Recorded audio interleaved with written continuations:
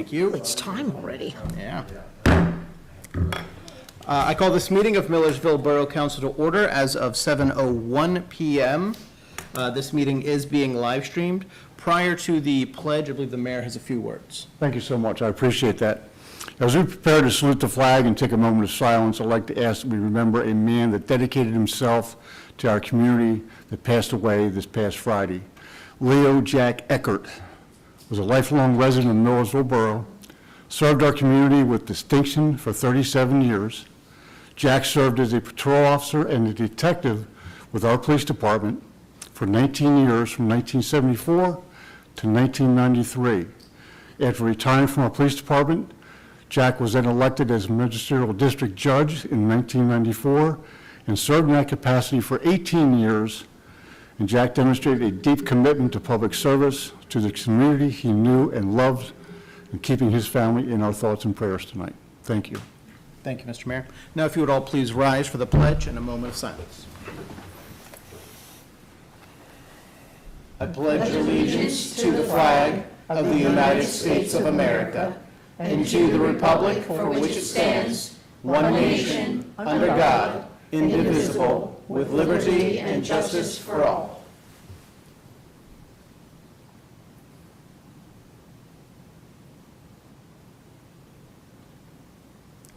Thank you all. Please be seated.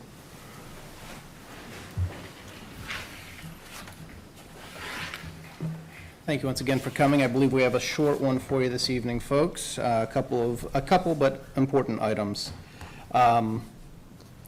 As of right now, I would like to propose a motion that we approve the minutes for the council meeting held on August 12th, 2025. Do I have a second? I'll second. Very good. Any discussion required regarding those minutes? Very well. In that case, all those in favor of approving the motion, please indicate so by saying aye. Aye. All opposed? Abstentions? Very well. Motion carries. At this time, council will hear any comments, requests, or concerns from members of the public related to items on the agenda, bless you, or other matters. We will have 5 minutes, you will have 5 minutes to speak. We do ask that you either come to the microphone or request that the microphone be brought to you, and also that you please give your name and a general address for the record. Now, would anybody at this time like to address council? Very well. Oh, I'm sorry, my apologies. Sir, if I could have you just come up to the microphone over here.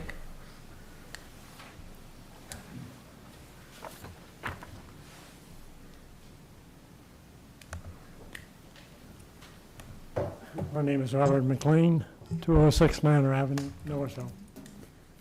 I have a ticket here, which I was rather concerned about. It says I had high and noxious weeds and grass. I had one of these things for $20.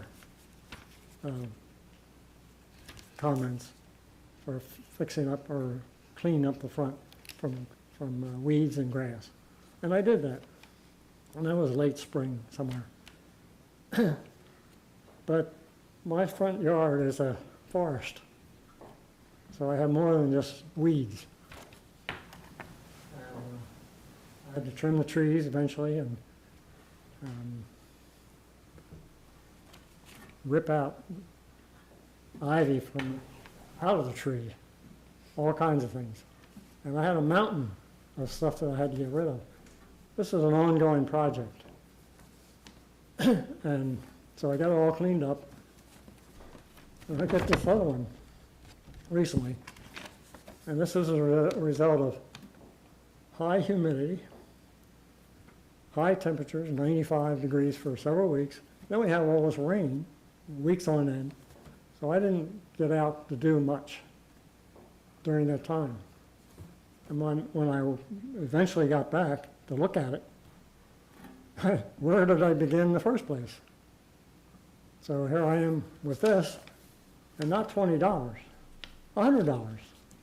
For somebody on Social Security, this is like an interesting issue because I just got my property insurance. And I fell out of my chair when I saw that. So this is on top of it. And I'm wondering, can't we just do 225s or 20 and 40 twice a year during the season? Because that's when older people have a chance to work on it when they can. That's my suggestion, but right now I have weeds that came up after my first issue, and I've been pulling those out on the sidewalk, in the street, and a driveway which was not really properly done when they poured the sidewalk. They didn't give me a curb. They just put a little nod there. And I have a valley.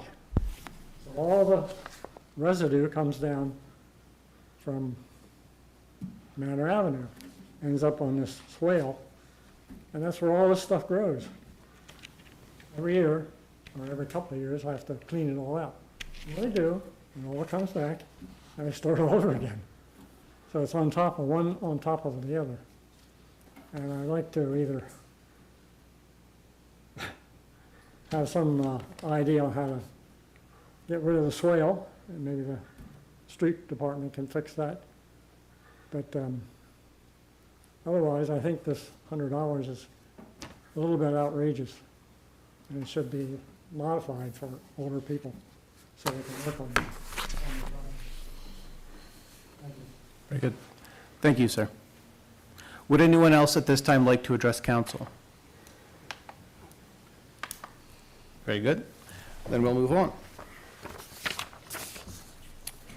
I have been told that we're a little late getting the Blue Rock minutes, so we're going to skip past our reports for boards and committees this time around and move on to council committee items for action, starting with the Finance Advisory Committee. Having reviewed the check register and revenue and expense, and having gotten the agreement of committee earlier this month, I'm going to make a motion to accept the July financial report and authorize staff to satisfy the ordinary and routine obligations incurred by the borough for this month. This motion does not require a second, but is there any discussion required for this motion before we move on to the vote? Very well. Seeing none, all those in favor of the motion, please indicate so by saying aye. Aye. All opposed? Abstentions? And the motion will carry. Next, the 2026 MMO, the minimum municipal obligation. We had this prepared by Thomas J. Anderson. I believe that we got a presentation on that last time, and that was also approved by Finance Committee. So at this time, I'll make a motion to accept the 2026 minimum municipal obligation for the police pension and non-uniform pensions. Does this require any discussion or any questions from council in general before we move this to a vote? Very well. Seeing none, all those in favor of the motion, please indicate so by saying aye. Aye. All opposed? Abstentions? Very well, that motion will carry then. I don't believe we have any items for our Personnel Advisory Committee or Public Works. Mr. Mayor, do you have anything for us? Nothing really, but I'll turn it over to the chief to discuss the monthly report for July. Okay, I'll give you the statistics for the rundown for the police department activities for the month of July. The department handled 341 calls for service. We handled 18 ordinance complaints, 1 involving animals, 3 for noise, 4 were open alcohol, and 10 others. Resulted in 7 ordinance citations. We issued 1 disruptive conduct report. We made 17 criminal arrests. Of those, 11 were adult, 6 were juvenile. We handled 8 Part 1 offenses. We cleared all 8 for 100% clearance. We handled 32 Part 2 offenses and cleared all 32 for 100% clearance. We had a total of 33 traffic violations that we handled for the month. 6 were speeding, 27 were others. Vehicle accidents totaled 4, issued 22 parking tickets, and patrolled just over 3,000 miles. The detective did pick up another serious investigation involving a sex offense. And the detective and myself have also, lieutenant myself have also covered some more patrol since we are still short, which I always like to know also. That's it. Very good. Any questions for the chief? Thank you for your time, sir. And at this time, Ms. Norman, do you have a report from Millersville University? Hello, everyone. Thanks for letting me speak before you guys today. For this academic year, this weekend we kicked off the 2025-2026 academic year with movement and orientation, and our fall classes began yesterday, August 25th. This year we welcomed 1,603 new first-year and transfer students. This class represents 29 states and 17 nations, with 579 of the students being first-generation students. Our opening day head count of 7,164 is up about 2% over last year and includes 5,904 undergraduate students and 1,185 graduate students. As a reminder, Chick-fil-A at the Student Memorial Center will remain open to the public. However, with school starting, parking will only be available after 5 p.m.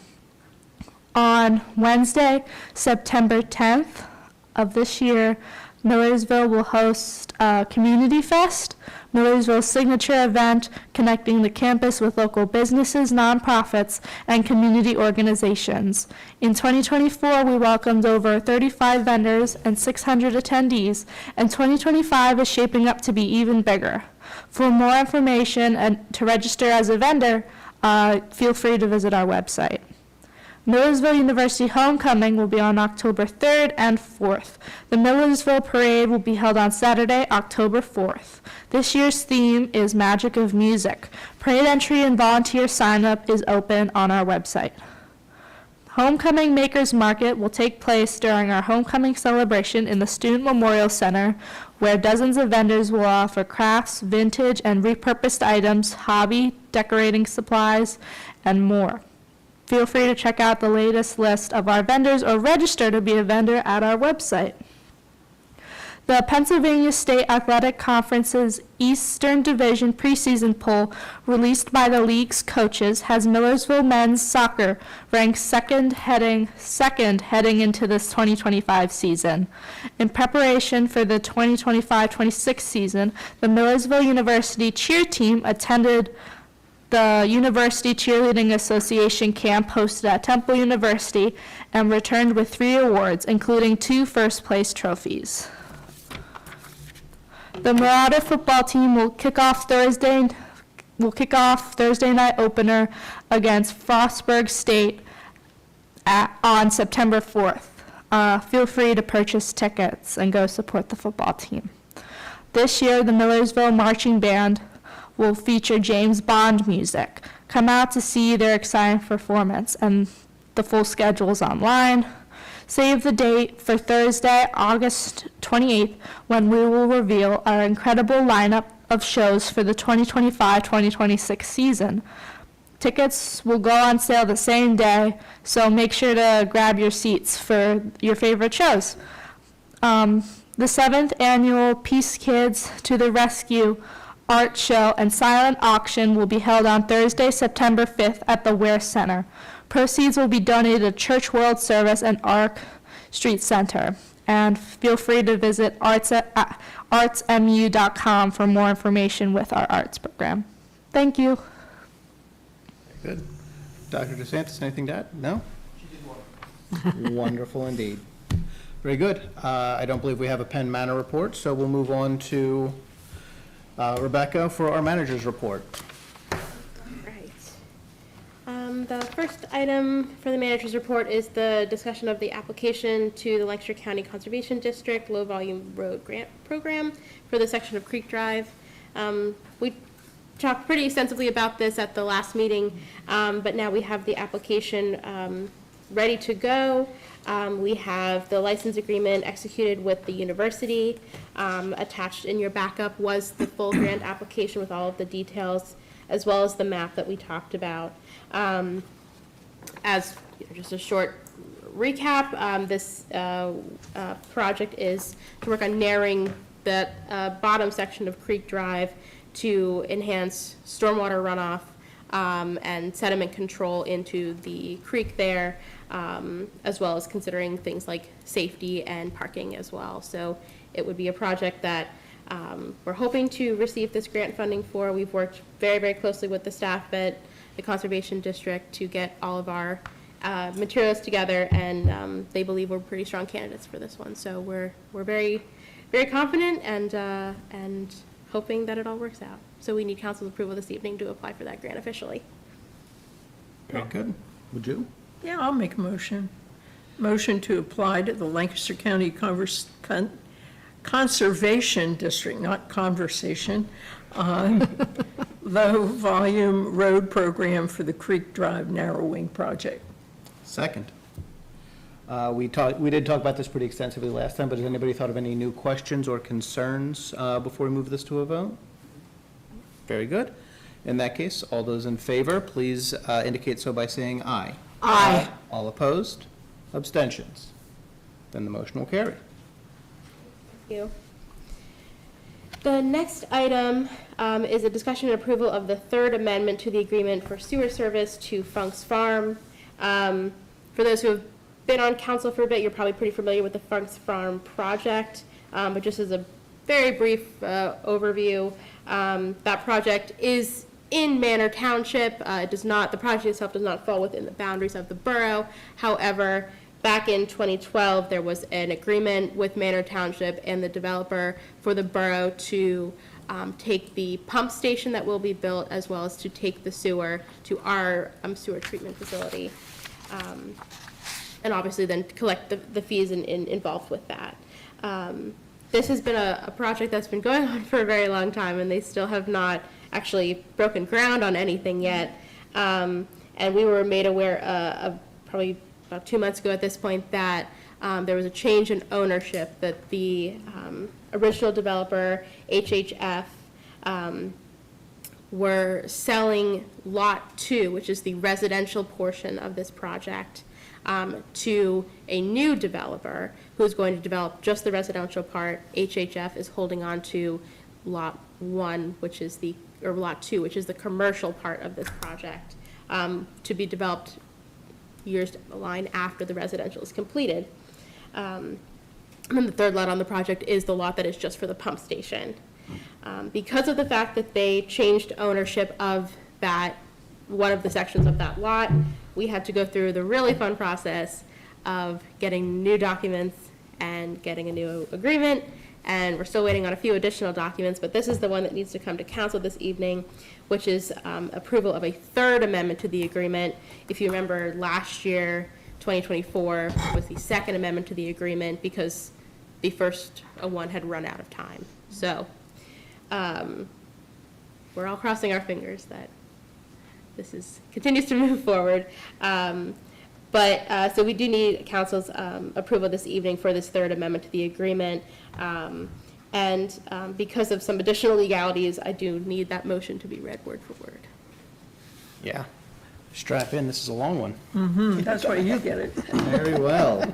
In that case, I propose a motion that the president or vice president of council and the borough secretary be authorized to execute the third amendment to the agreement among HHF Real Estate Development LLC, PA Millersville Funk Farm Fee Sample LLC, Farmhouse Village Homeowners Association, and this borough relating to sewer service for the development previously known as the Village at Funk's Farm and now known as Farmhouse Village in the form presented at this meeting or with changes approved by the president or vice president of council and the borough solicitor. Do I have a second? I'll second. Questions before we move to a vote? I think you already answered I this. do have a Oh, yeah. question. Please first. So in the additional information we had, there was a letter from the borough's council Mm-hmm. that indicated there were a lot of issues. With their declaration. That's different. A different Okay. document. All right, just wanted to make sure. Yes, no, Okay. we went back and forth a little bit about this third amendment agreement, and we're all in agreement that that has the right It's okay. language, Okay. but it's the declaration that they still need Okay, to work on. Thank you for that. Okay. And I believe you've answered my question already, but do we have any idea about groundbreaking on this, or is it still some nebulous TBD? We have been told by the new developer that they believe that next year they are going to be actually starting construction. And our understanding is that the pump station, which is the one that we're really concerned about because that's going to be ours, is one of the top things on the list that'll be worked on first. So that's our understanding at this point. But But I do- that's not written in stone. That's not anywhere, written in right. stone. All right, other questions?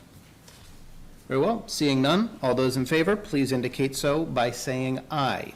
Aye. All opposed? Abstentions? Motion carries. As we get more information on that development, we will certainly keep you all in the loop. I should hope so. It's another one of those tricky ones because it is outside of the borough, but it affects the borough. Well, in a positive way also, because we will get tapping fees. Yes. And we'll get usage fees, which brings more money into our coffers. Yes, yes, absolutely. Okay, so the next item is a discussion of a 2025 MOU with the Lancaster County Planning Department for expedited reviews of qualified subdivision and land development plans. I don't want to read you all of the background of this because you all have it in front of you, but the basics that we have on this is an optional MOU, not a requirement. But per the Pennsylvania Municipal Planning Code, the borough can send certain plans, certain subdivision land development plans, to the county for their review in an expedited way. If it's things that are a smaller project, as it's listed here, things that are addressing like a survey amendment, a clerical amendment,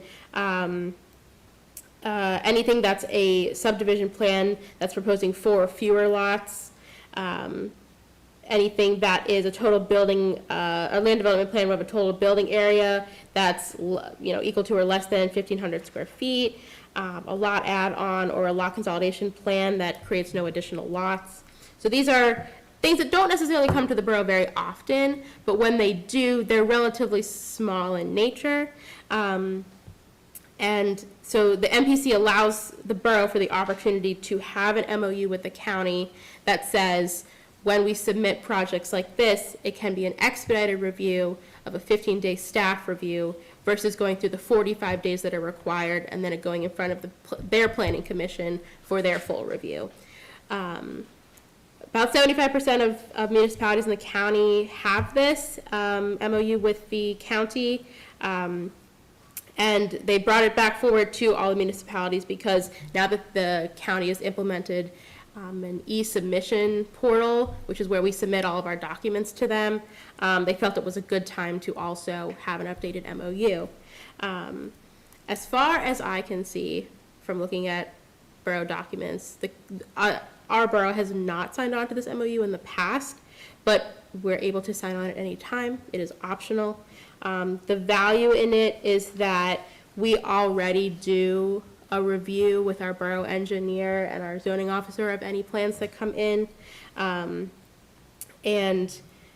the option of doing an expedited review at the county opens up county time and also allows us to move these smaller projects through faster from their end and on our end, because they are relatively de minimis in nature, and don't necessarily, and generally are already complying with all of our ordinances, and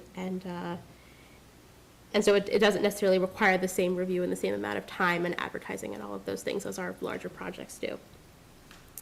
So it is an option. It is not something that has to be decided at a certain time, although the county is asking us to make a decision about this version of the MOU by October 31st.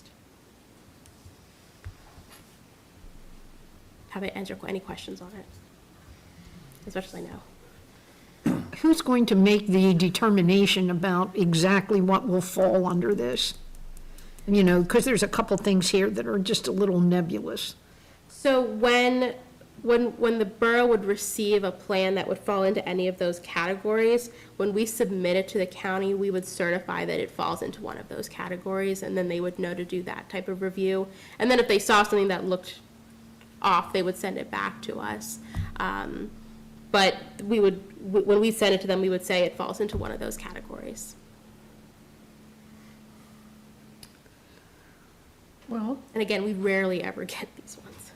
I'll make a motion to execute the agreement with the Lancaster County Planning Development, Lancaster County Planning Department for expedited reviews of qualified subdivision and land development plans. I'll second. There we go. Does anybody have any questions before we move to a vote? I just have a quick one. My reading of the backup material in the staff notes seemed to indicate that council would determine whether or not some of the items would fall within these categories. Is that a misreading? Because it seems as though this would bypass and just go straight to. No. So it does not change anything that the borough currently does, following our own ordinance in terms of what we do for a subdivision and land development plan. It just means that instead of sending it to the county and waiting 45 days, we would send it to the county and only have to wait 15 days for then council to bring it for a vote.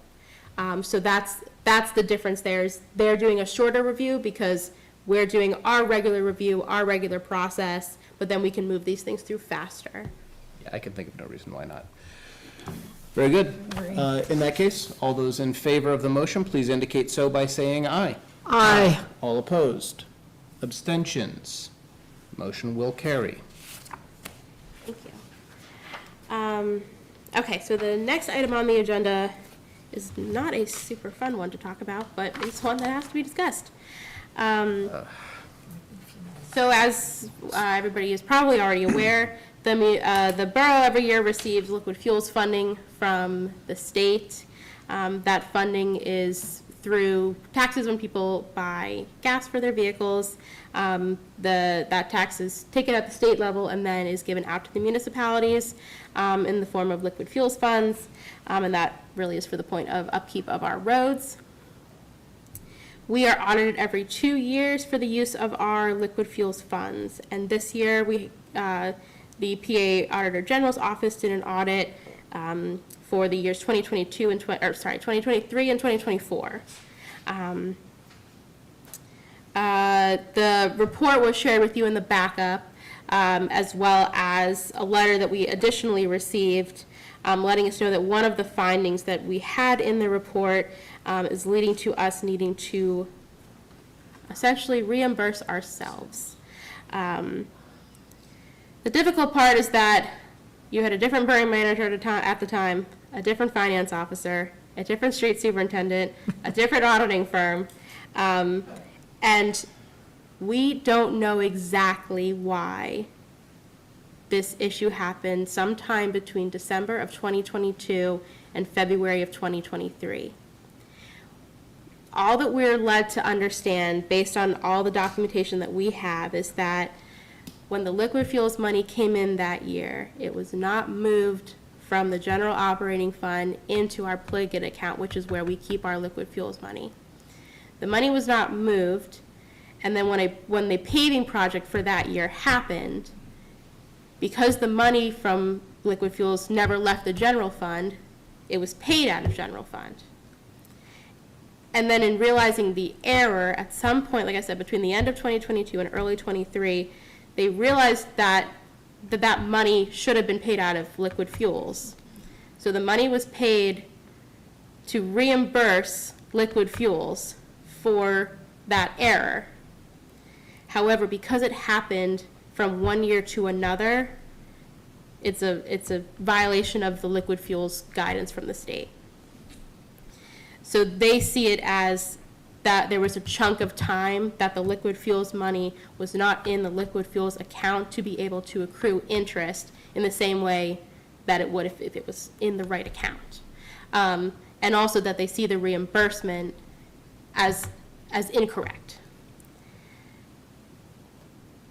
We received this information, we talked extensively with our contact at PennDOT, as well as the go-to person at PennDOT for these specific issues. He was actually surprised at first by this issue because he understood us to have done the right thing. However, upon his further research and understanding today's guidance versus maybe the guidance back in 2022 and 23, what happened then was incorrect. And the borough is luckily not being fined, or we don't have to pay anything to the state, but in order for us to receive our liquid fuels funds next year, between now and essentially March of 26, we need to pay ourselves back, take money from the general fund to put back into our liquid fuels account. They are working on getting us a 3-year option where we can pay it out of the general fund over 3 years. There's really no reason for us to not take advantage of that because it's our own money. We'll just say over 3 years, we'll be putting the money back and we'll still get our liquid fuels money this coming year. But it is an unfortunate thing that we can't go back on, and we asked for an appeal option. There is no appeal option. So that's kind of where we're at. The good news is that the other findings that came out of the report are ones that we are either have fixed or are actively working on fixing right now. One of them being that for the past couple of years, and I don't really know why, the liquid fuels funds, when it comes into the borough, it comes into our general operating fund bank account, and then we transfer it to Pliget. But what really is supposed to happen per today's guidance from the state is it needs to go right into the Pliget account. So we're actively going back and forth with the state to get that changed, because apparently that's a very complicated process. So we're working on that one, but this one kind of is what it is. And we did exhaust our different ways to try to go and make it not a thing, but so it is $193,000 and some change that will pay over 3 years from the general operating fund to Pliget. Not an insignificant amount of money. And do they need the amount in total, or just, I guess, like a first installment? Yep. Yeah. They'll split it over 3 years. Yeah, just the first Just installment. the first installment, okay, great. And I know that we are going to have to accept that we're gonna be in the dark about how exactly this happened because of the changes in staffing and so forth, in the time since. Do we have something in place so that this would either not happen? Obviously, just, we have competent people in place, so it's unlikely, but, or that if something like this should happen, the reporting is more clear for those who follow after the folks sitting here in this room? Yes and yes. I think one of the big issues was just the fact that it happened between one calendar year to another. But in general, unless, as Kyle has said, occasionally could happen where, like, we're making a liquid fuels purchase in December because we're buying salt because it suddenly snowed a bunch and we wouldn't technically pay that invoice until January. Besides those types of issues, generally, for our large paving projects, those are paid by the end of the summer. So typically an issue like this where it's carrying into to an additional year wouldn't necessarily be happening. And I think that we have in place more processes that would avoid that happening in general, because we follow up on projects that need to get paid. There's no action required for this, but does anybody have any questions for Rebecca about this particular subject? Very good. Certainly let you know if anything changes, but that's where we're at. And the last item I have on the manager's report is a space to just give some updates about property maintenance code enforcement, because I know that was a large topic at our last meeting, and I just wanted to give a couple of updates. I did send council a kind of extensive write-up about a couple of the specific properties discussed at the last meeting, as well as a couple of changes that we made internally. But I just wanted to to reiterate those, let you know of a couple additional items, and answer any additional questions that you might have. So as I mentioned in the write-up that I sent to council, we have done a reallocation of some of our code enforcement officers' time to be able to spend 2 hours a day when he's here. He's only with us 3 days a week, Tuesday, Wednesday, Thursday, but spend 2 hours of the day just focused on code enforcement and not doing rental inspections during that time, and making rental inspections something that happens more of the 11 to 5 time. And I'm doing my best as well on the days that he's not here on Mondays and Fridays to also go out and check on any properties that he's left that need to be checked on.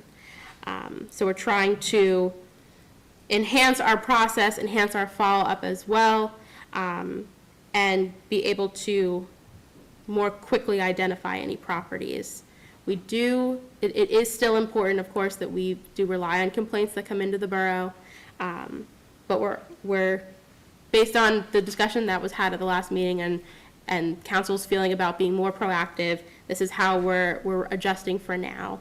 And if we find that is not enough or too much, then we can adjust from there, and we welcome council's thoughts on how you're feeling about that. I also I had emailed, I think Phyllis, you had emailed me, and Angela had emailed me, and we had a couple of email exchanges about options for folks who might need help in cleaning up properties, because that isn't necessarily something that the borough can do on someone's behalf. But in doing some research and talking to some other folks, there are a couple of options for homeowners to reach out to if they are needing some additional assistance. The County Office of Aging can direct people to different sources of help when it comes to property maintenance. Habitat for Humanity, although they typically do home building, they also do have a program for maintenance as well.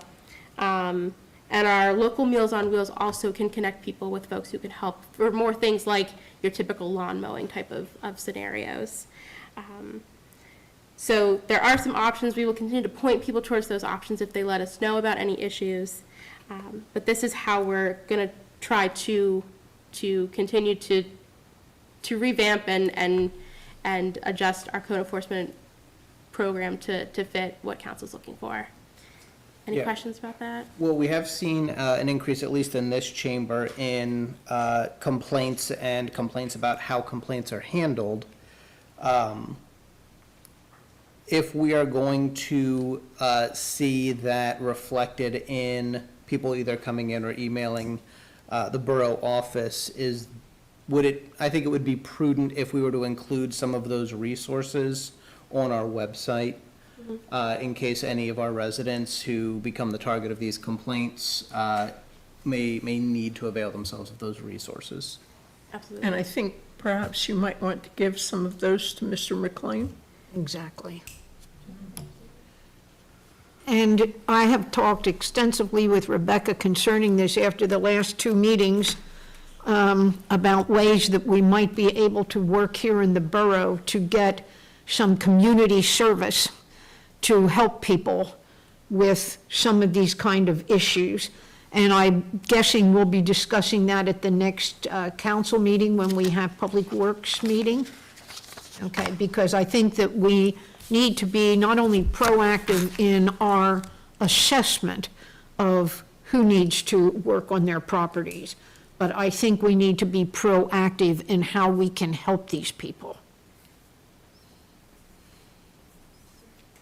Very good. And that's all for your report then? Yep, that's it.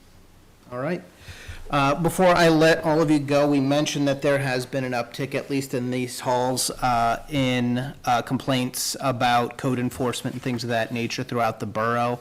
And one of the frustrating things to hear was people with valid complaints complaining in such a way that it wasn't actionable, that our code enforcement officer couldn't go out.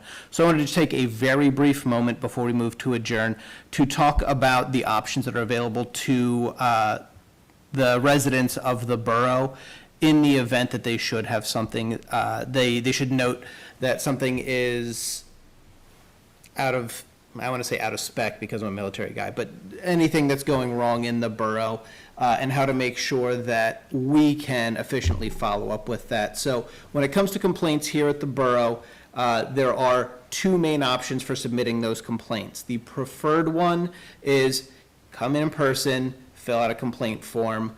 You can do that through the website. If you don't feel like coming into the offices, that's perfectly fine. And you can also email the borough manager. When you are doing so, we do ask that you be as specific as possible. If you have a complaint about a property, an address should be included. If that is not, if you don't have that, if we can't specifically track it down, we're not going to be making good use of our code enforcement officer's time, and he just won't follow up with it, or at the very least, it would take a long time. The borough does have a policy that does not investigate anonymous code complaints, and I want to make it very clear that I mean code complaints. Police have the option of following up with anonymous complaints, but residents, when they do give that complaint, should give their name, contact method, so that we can follow up and get any additional details if that's at all required. You should know that once a complaint is submitted, the borough staff will route that complaint to the appropriate individual, whether that's the borough manager, the code enforcement officer, or the police, and track those actions taken to investigate the complaint. What I will note is that unless the situation warrants it, it is not regular practice for us to follow up with the complainant. I am concerned that that might be a reason why sometimes we end up with folks in these halls feeling like they are just complaining and complaining and complaining and nothing is happening. But as long as the complaint isn't anonymous, we can always follow up with those people to get the details, and that way, hopefully they feel like things are moving along. But yeah, the complaints that are most helpful have a property address listed, because again, it can be challenging to investigate code complaints when we don't know what the issue is or where the issue is. That's really all I have to say about it. I just wanted to make sure that we had that on the live stream and for the folks here in the audience, just in case we did have any of our prior complainants here today, so that they could understand that their issues with our complaint system is heard. We do, as Rebecca said, only have one code enforcement officer, part-time, and he does stuff other than just follow up with complaints. He's got to do inspections and so forth. So we really have to manage the use of his time usefully and as best we can. With that being said, unless anybody has any questions for me about that You or want to take comments, this question? you know what? I will take your question, sir. You go up to the mic. Yeah, this is.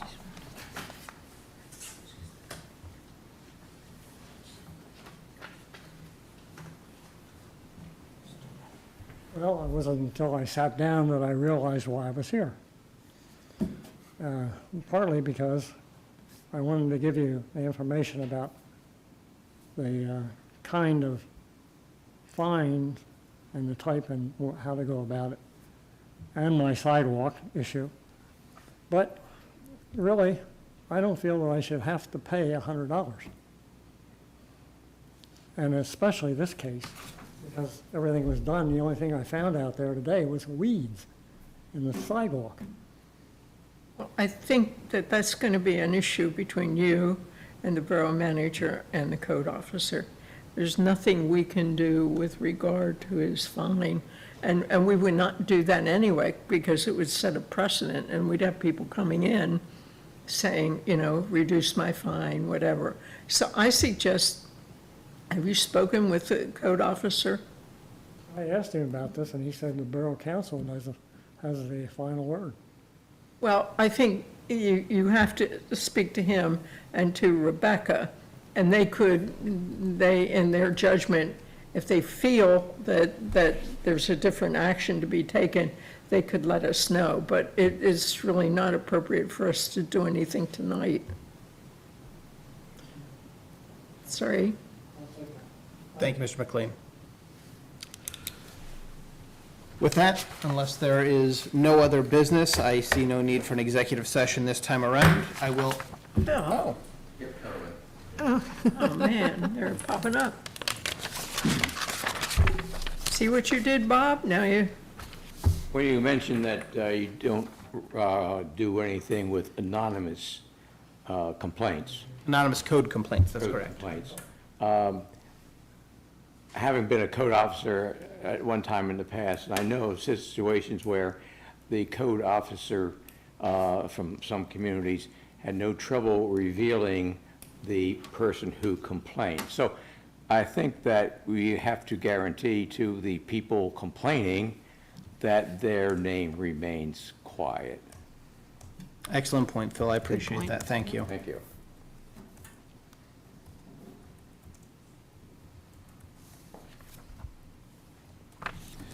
All right, I will entertain a motion to adjourn. So move. There we go. May I have a second, please? A second. There we go, Linda, Nobody thank wants to you. make a motion. All those in favor of adjourning, please indicate so by saying aye. Aye. I now call this meeting adjourned as of 7:46 PM.